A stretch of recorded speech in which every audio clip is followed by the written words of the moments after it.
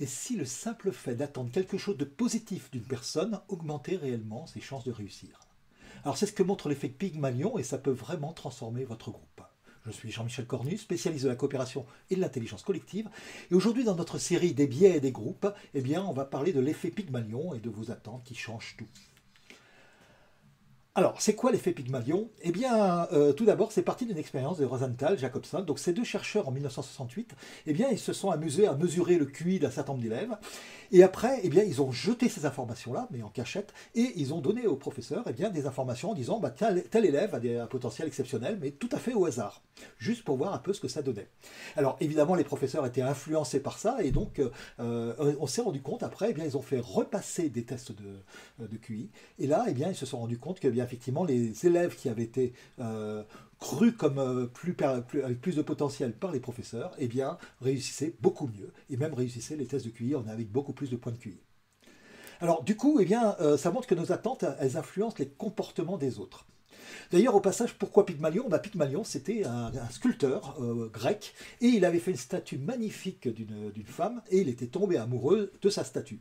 Alors du coup, eh bien, les dieux se sont dit, bah tiens, finalement, on va quand même l'aider un petit peu, et donc ils ont transformé sa statue en vraie femme, et donc c'est l'histoire de Pygmalion, mais ça montre que quand on y croit, eh bien, de temps en temps, ça devient vrai, alors pas forcément par les dieux, mais en tout cas, eh bien, c'est ce qu'on appelle la prophétie autoréalisatrice, d'ailleurs, en économie.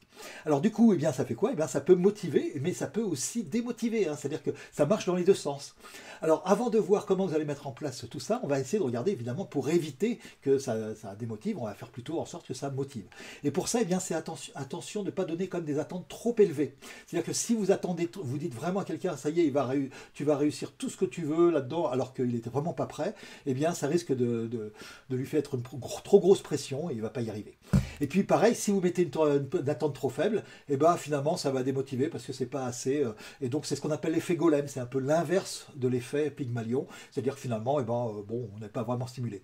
D'ailleurs, ça marche bien quand ça nous aide à nous mettre dans le flow, c'est-à-dire à un état dans lequel on se met en action et avec une difficulté qui est ni trop forte ni trop faible, mais sur lequel eh bien, on va mettre toute notre attention. D'ailleurs, c'est un état de bonheur assez intense pour la personne qui le vit. Et puis, bah, on va aussi favoriser, attention à ne pas favoriser certains. Donc, nous, on va parler évidemment des groupes et on va voir qu'il va falloir favoriser l'ensemble du groupe plutôt que de dire certains, parce que sinon, eh bien, évidemment, ça va désengager les autres. Ils vont laisser tomber, ils vont dire, bah, tiens, oui, c'est tout pour lui, donc il n'y a rien pour moi, etc.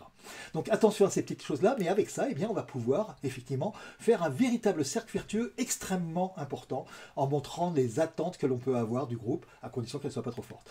Comment vous allez faire? Eh bien, d'abord, il va falloir être explicite sur le fait que vous avez de la confiance dans votre communauté, dans vos membres.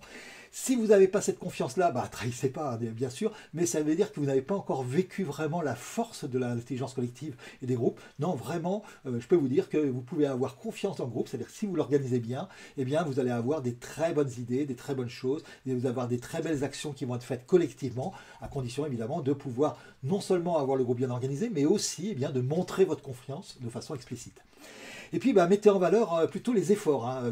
L'objectif, c'est pas d'avoir des résultats immédiats. Certaines fois, eh ben, il faut un certain temps pour avoir des résultats. Mais montrer que voilà, là, on a fait ça. Vraiment, on s'est impliqué, on a vraiment fait des belles choses et ça pourra donner des résultats par la suite. Et évidemment, eh bien, donner des rôles ou des responsabilités à chacun, mais en fonction de ses forces. C'est-à-dire que si vous demandez à quelqu'un plus qu'il ne peut le faire, attention, donc trouvez le bon niveau par rapport à chaque personne. Et avec ça, eh bien, vous allez pouvoir mettre en place ce cercle vertueux. Alors, à vous de jouer, vous allez repérer les petits moments où vous pouvez déjà commencer à exprimer des attentes positives du groupe. Dites-leur qu'effectivement, à l'ensemble du groupe, eh bien, à tous les membres, que vous pensez qu'effectivement, ce groupe va vous permettre de faire des choses extraordinaires et observez l'effet que ça va donner sur l'engagement du groupe. Ça va vous-même vous redonner encore plus confiance sur l'intelligence collective avec ce cercle vertueux. Vous allez encore plus l'exprimer et avec ça, eh bien, grâce à l'effet Pygmalion, eh bien, votre groupe lui-même va encore plus s'impliquer, va encore plus faire des belles choses parce que finalement, eh bien, il sera soutenu avec cette idée qu'effectivement, on peut faire des belles choses. Alors, n'hésitez pas à commenter, à me mettre comment vous avez fait ça, comment vous avez mis en place cet effet Pygmalion, ce cercle vertueux au sein de votre communauté. Hein, donc, vous pouvez le mettre dans les commentaires. Vous pouvez bien sûr vous abonner avec la petite cloche pour être prévenu des prochaines vidéos si vous êtes sur YouTube. Vous pouvez liker quel que soit l'endroit où vous êtes, que ce soit sur YouTube, sur LinkedIn, sur Facebook, sur mon blog ou sur tous les blogs amis. D'ailleurs, vous pouvez republier vous-même dans les blogs amis. Et vous pouvez télécharger aussi mes conseils personnalisés, un livre dont vous êtes le héros et dans lequel eh bien, je vous pose un certain nombre de questions sur votre communauté ou votre future communauté. Et en fonction de vos réponses, eh bien, je vais vous orienter sur des conseils personnalisés, totalement adaptés à votre groupe. Et quant à moi, eh bien, je vous donne rendez-vous la semaine prochaine pour un nouveau truc d'animation.